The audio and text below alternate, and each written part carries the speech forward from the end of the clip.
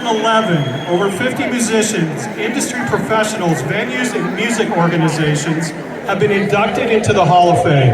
Some of those include Earth, Wind, and Fire, Denver's very own, John Denver, the String Cheese Incident, Diane Reeves, and then we might have inducted a venue called Red Rocks Amphitheater, which I think we'll have tonight.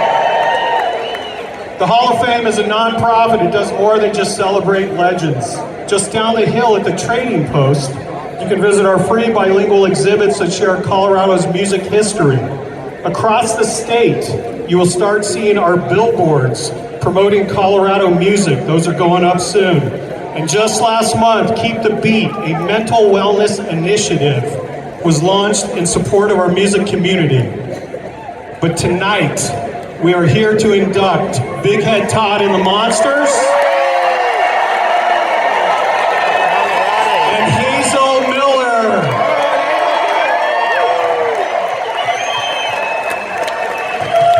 Let's start out with Hazel. Originally from Louisville, Kentucky, she started singing professionally at age 15. Before she had even graduated high school, she had opened for James Brown and Al Green. She likes to tell the story of moving out to LA in 1984 with her two boys, but her U-Haul broke down in Denver and she just decided to stick around. Quickly becoming a local favorite, Hazel has been a regular feature at venues and festivals across the state, sung the national anthem for all the major sports teams, and at citywide celebrations of your Denver Broncos Super Bowl win, and the Avs winning the Stanley Cup. In 1995, Big Head Todd and the Monsters invited her to sing on some of their songs, some more songs, and national and international tours later, their collaboration continues.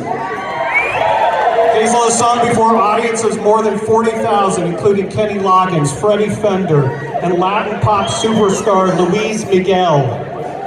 She sung in Japan with Herbie Hancock, and during President Clinton's term, she performed at the White House. Her band, Hazel Miller and the Collective, which has been together for the past decade, and two of their members with her for decades more, continue to play 200 to 250 gigs a year.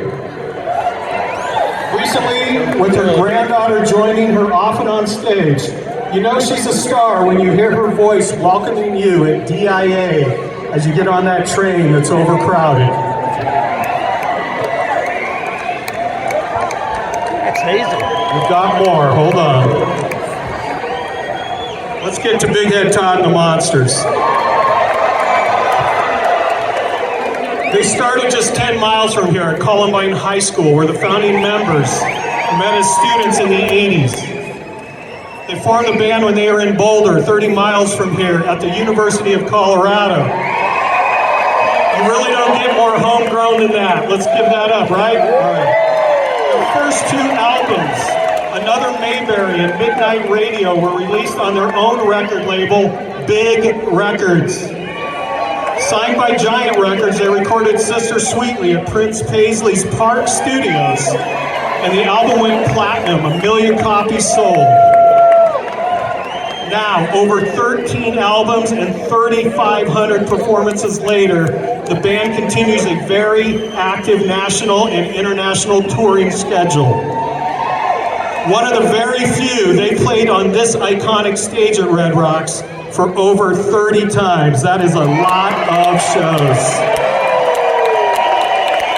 But not just here. Amsterdam to Switzerland, to the Caribbean and beyond, this band takes their fans on musical journeys of a lifetime. Who in this audience has been on board one of the Big Head Todd cruises?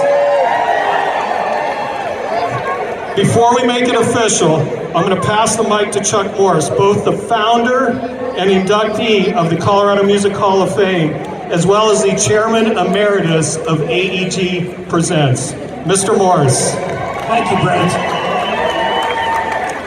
What can I say about Big Head Todd and the Monsters and Hazel Miller? I first heard about this young band who got started at Columbine High School, and I heard they were great, and I went to a little club in Denver called Herman's Hideaway.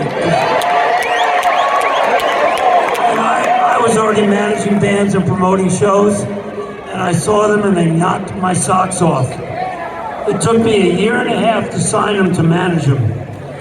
I took them out to dinners about every 2 weeks. When I finally signed them, after a year and a half, at our signing party, Todd, a very funny guy at times, said, "Chuck, the only reason we took a year and a half to say yes, we were going to say yes right away, but we figured you'd take us out to fancy dinners every week for a year." And that was absolutely true. And he was right. The other great story is when we first had the Sister Sweetly album and they got their first band bus that they rented, and they were getting ready to do the Sister Sweetly tour, and the band bus which they rented came, they'd never been in a band bus, they'd been in the old Colonel, if you were old fans. Yeah. They all piled in, but they had their first band bus, and I'll never forget, the band bus pulled up in front of Brian's house, this beautiful band bus, and I was gonna fly to the second date, and they walked on this band bus, and I was right behind Todd. Todd looked at the band bus and said, "Chuck, I haven't lived in a house this nice in my whole life." Only Todd would say that and mean it. Hazel Miller, what can I tell you? First time I saw her, she killed me, and she's had such a great career, both with it, Big Head Todd and the Monsters, and on her own, and to have, you know, we consider our family to be inducted tonight probably means more to me than almost any of the other great inductions we have. So I'd like to now welcome to the stage the 2023 Colorado Music Hall of Famers, Todd Park Moore, Rob Squire.